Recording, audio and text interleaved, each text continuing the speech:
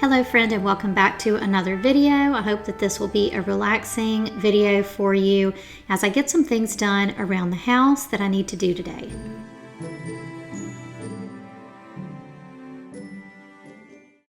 It's that time again for our annual Christmas card swap. If you'd like to participate, send us a card to the address on the screen and we will send one right back.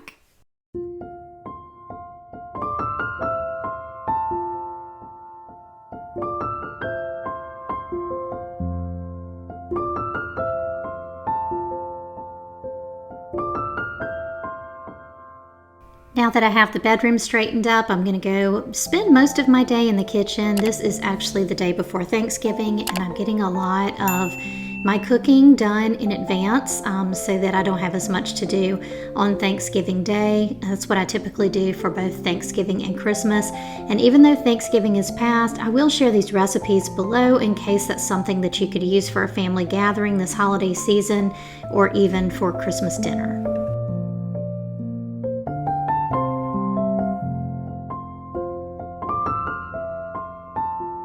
The first recipe that I'm going to prepare today is a sweet potato casserole. This is something that we really enjoy, at least myself, Sophie, and my mom. Gary and Katie don't have anything to do with sweet potatoes, but it's something that I always make for Thanksgiving. This is not something that we have for Christmas though.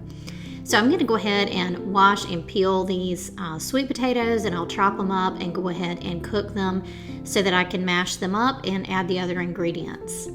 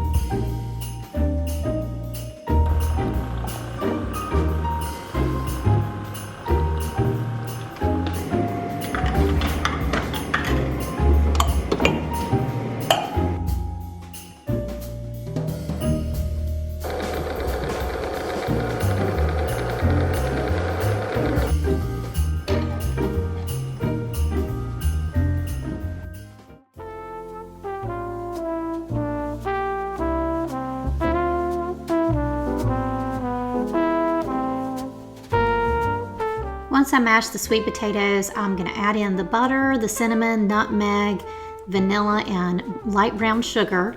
And I'll mix all of that together, and then I'll go ahead and just put it in the refrigerator until Thanksgiving Day, where I will bake it with the mini marshmallows on top.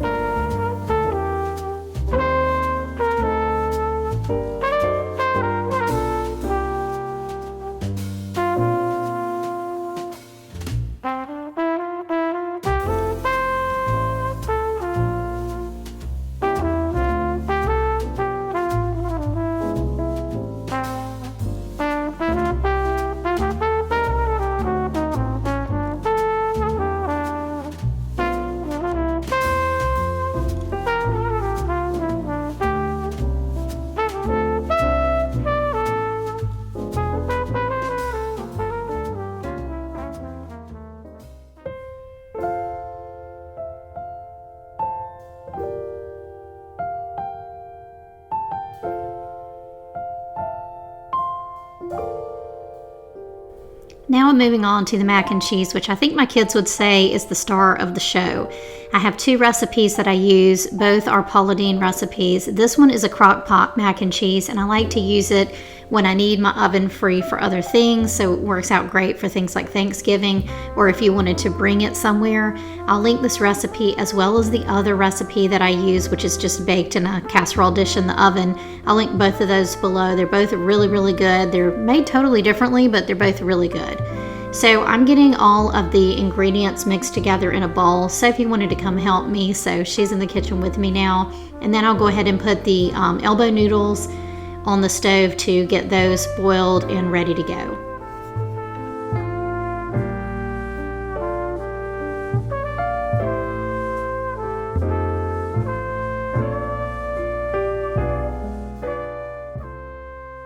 This recipe does not use evaporated milk, but it does call for butter, sharp cheddar cheese, 3 eggs, which are optional, and a lot of people don't use them, but I do. I like it that way. Sour cream, and the weird ingredient is 1 can of condensed cheddar cheese soup, and salt and whole milk. You also can put in dry mustard and black pepper, and I usually leave those out because we prefer it without it.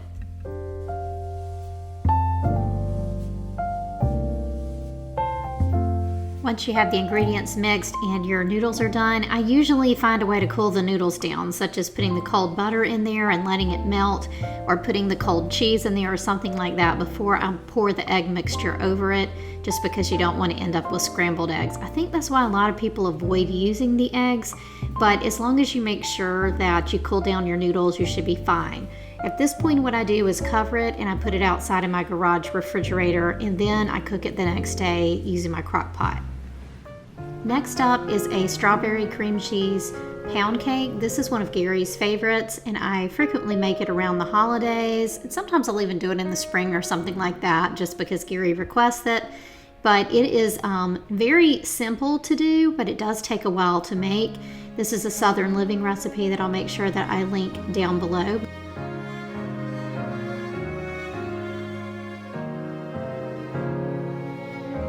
So after we cream the butter and sugar together, we are going to add an 8-ounce package of cream cheese to that mixture. And then we're going to add the eggs one at a time until they're just blended. There's actually 6 eggs in this recipe. So we'll do that and then come back and add the flour.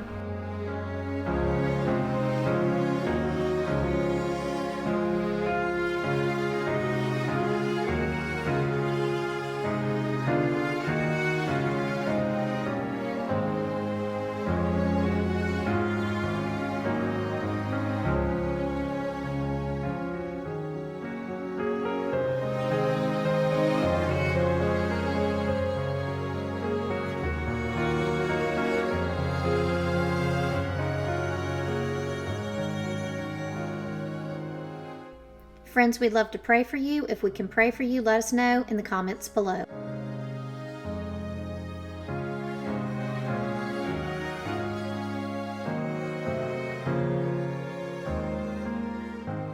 Now that that's done, I'm going to gradually add in the flour, and then we will stir in the vanilla extract. The original recipe also calls for almond extract, but we prefer it with just vanilla.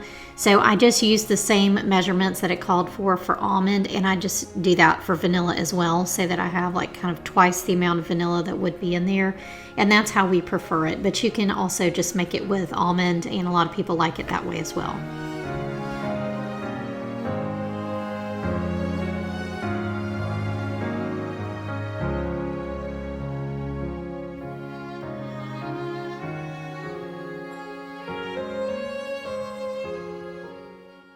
After I grease and flour the bundt pan, I'm going to put about 1/3 of the batter into the bundt pan, and then I'll add some of the strawberry glaze, and I will use a skewer just to kind of move that around and kind of swirl it around the pan.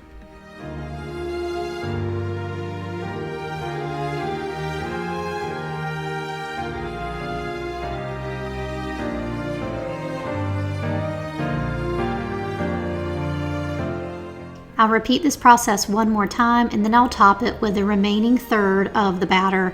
Then the cake will be ready to bake.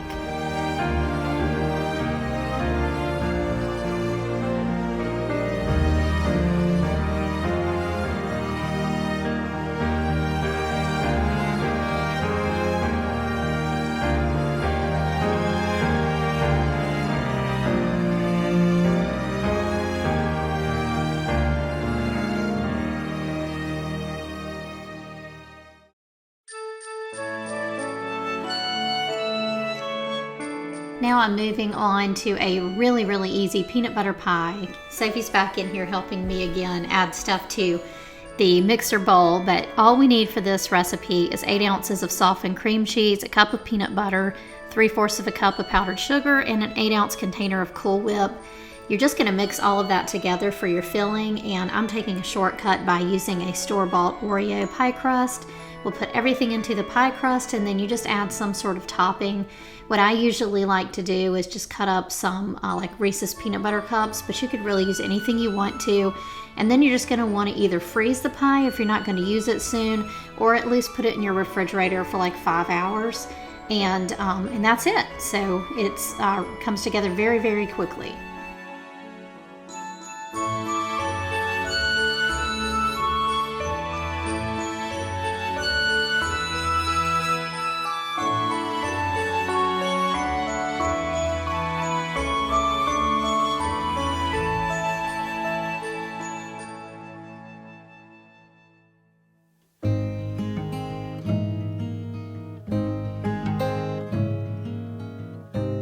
The last recipe that I'm preparing in advance is a Dutch apple pie. I'm also taking a couple of shortcuts here. I'm using a frozen pie crust as well as canned pie filling.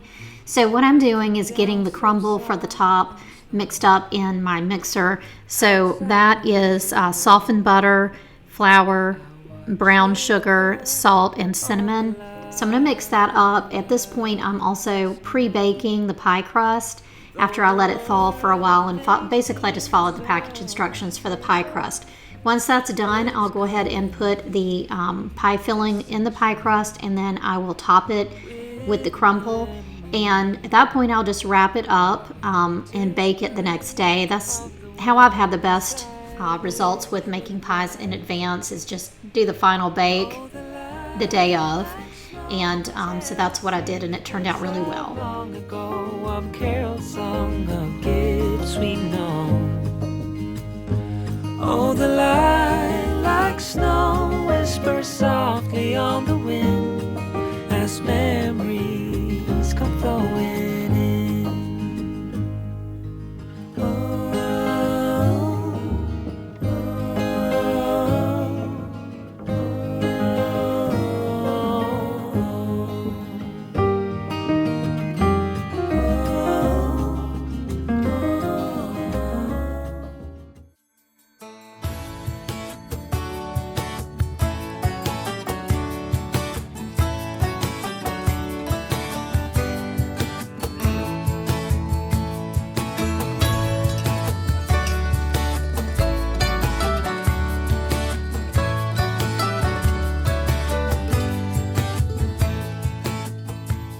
So this was a day where I was pretty much on my feet in the kitchen all day trying to get everything ready for the next day.